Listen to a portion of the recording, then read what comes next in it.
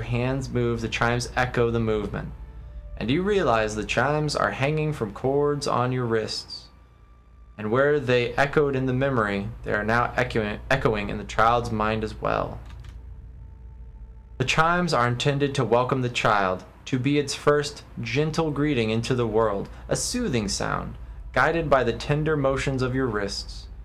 You are helping to weave its thoughts, its perceptions, and the experience. The experience. The woman laughs with a ragged joy, laughing from a parched throat. Her emotion seems soothed, but the physical demands of labor have left her exhausted. But the child is here, the child is safe, and all atop the plateau is peaceful, calm, distant, flattening out as the memory persists. Slowly pull back, retreat from the memory. With effort, the scene bleeds of color and your mind becomes your own again.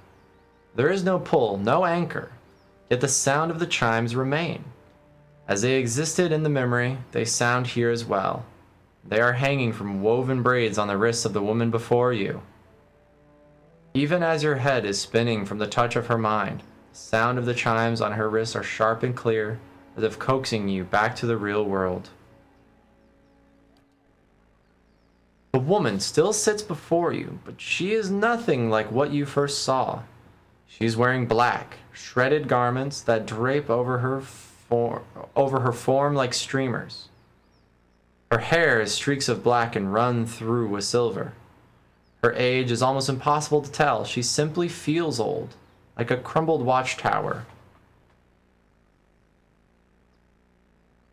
As she lifts her head to face you, you see that her hair is draped across the front of her face like a veil.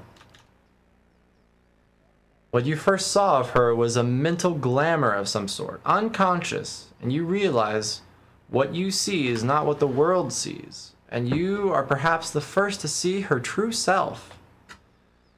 Still, you don't sense a threat in the realization. If anything, you feel a sense of relief from the figure. You can hear her thoughts, and she is glad to at last be seen. Woo! Drink down the tea. Drink down the tea.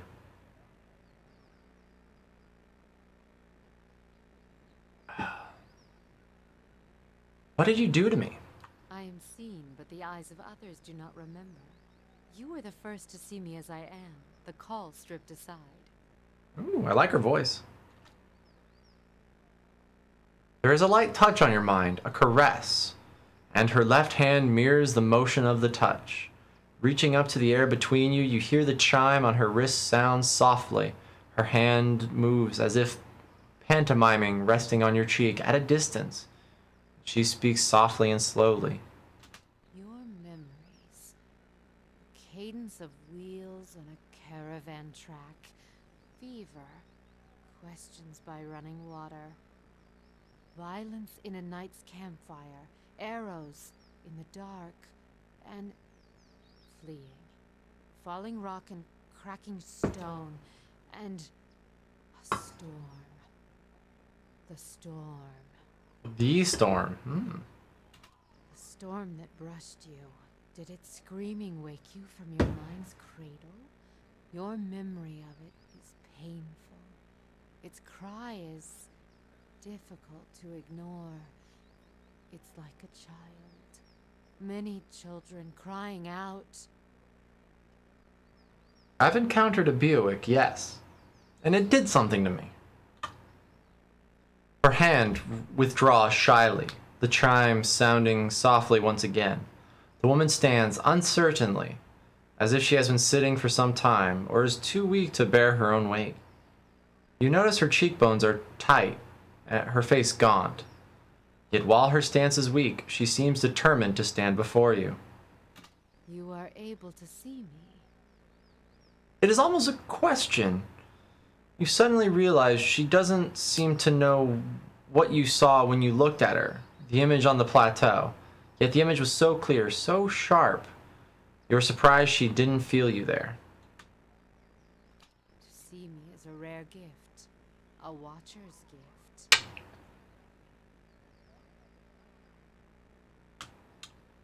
Wow. Thank you, Fractal. Surprised, like all the other ones got spam deleted. Why did that one not? Did it actually have a word in it?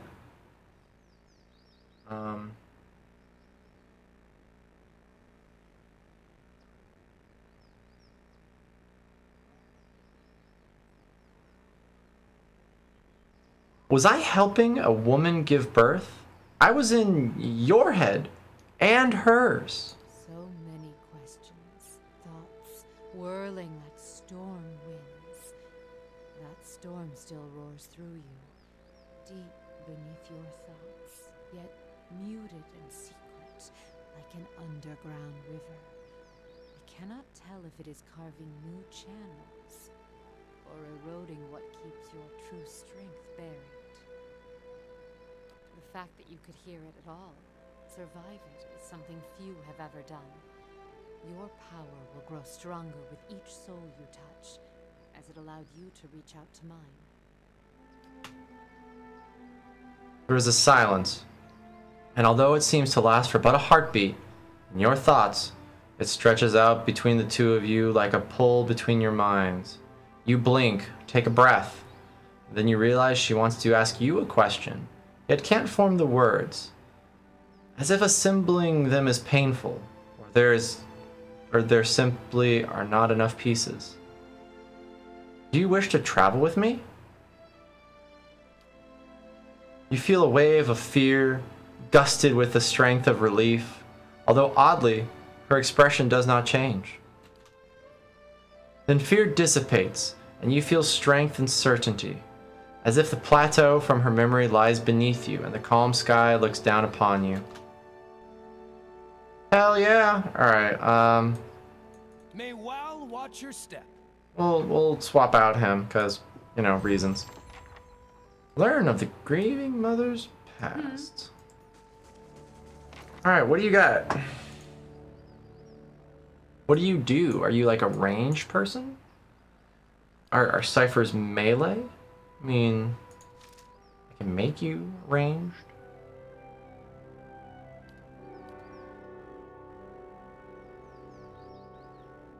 And give you a nice one-handed sword.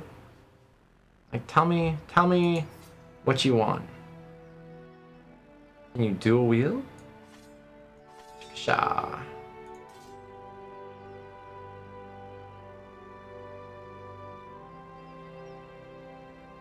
You have a fine armor. 6 minus 20, but we can give you a 7 minus 25. It's hard to beat that with just fine. We need to upgrade qualities. Can you upgrade quality actually? Enchant.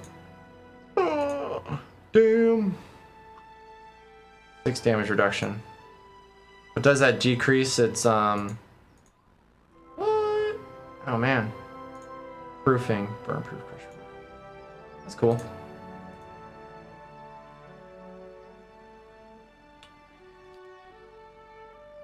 I don't know what to give you. Can I give you this other weapon? Cool. So what, she is a cipher. Okay. Interesting stats, a lot of intelligence. Yeah. Has some stealth. 4 athletics, which is spot on.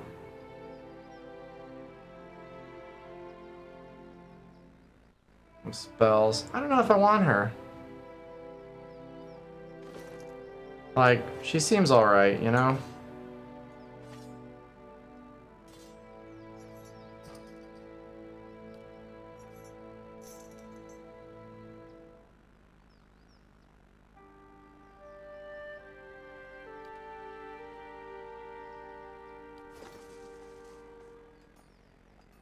Focus is 32.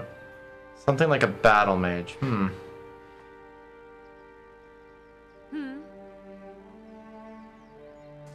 I get the feeling that you can't really do all these quests. Like, we're probably gonna have to make some sacrifices. So we're going to Go pick up our druid really quickly.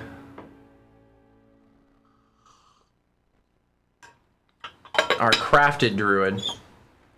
A wealthy noble by the name of Lord Sidrock has arrived at the stronghold. He was nearly set upon by brigands on the road, but your patrols intervened. Huzzah! Hello, Lord Sidrock, prestigious visitor. Leaving, we get some prestige. All right. I will wait in the place of your strength.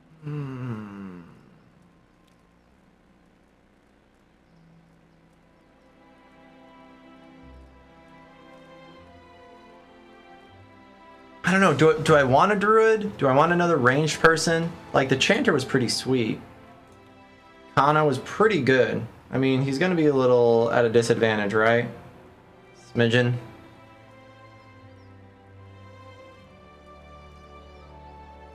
I like having 2 range. He summoned stuff and gave buffs. You did things. Except for now. Let's see what we can do with his Did we not get a really good arquebus? Damn. I thought we did.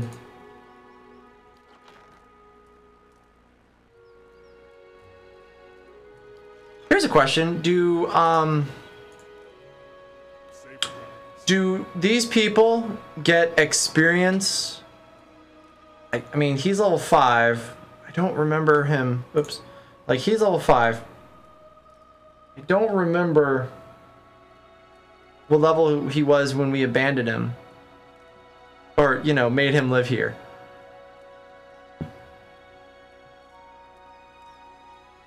Do they gain experience only through adventures here, or do they get a small bit as we complete quests as well?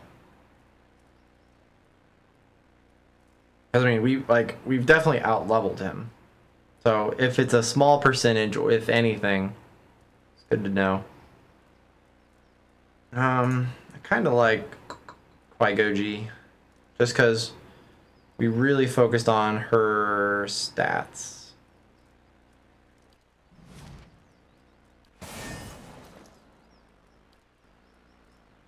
Like, we have second chance, we gave her the intellect deals, some smartness, so her durations on stuff is really good. Because her stats are 20 intelligence, 18 dex, like, this is great.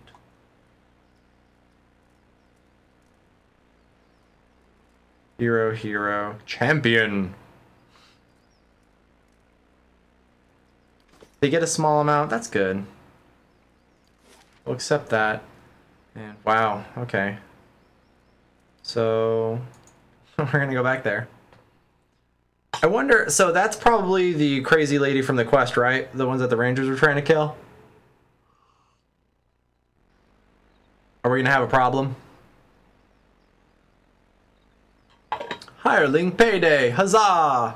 Craft hall constructed, double huzzah!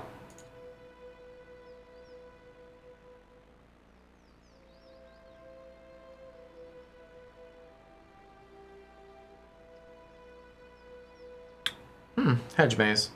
Increasing stealth. Meh.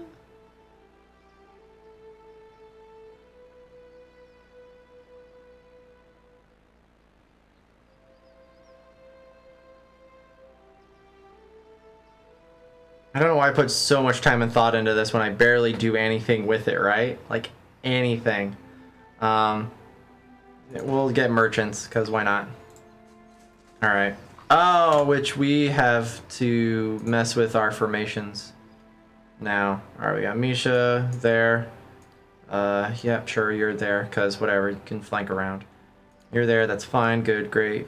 Dandy. You're there, and that's good. Alright. Qui-Goji. Alright. Medreth. What did Niffer do? Oh, okay, nope. Alright, so it wasn't Niffer. I forgot that she had a name.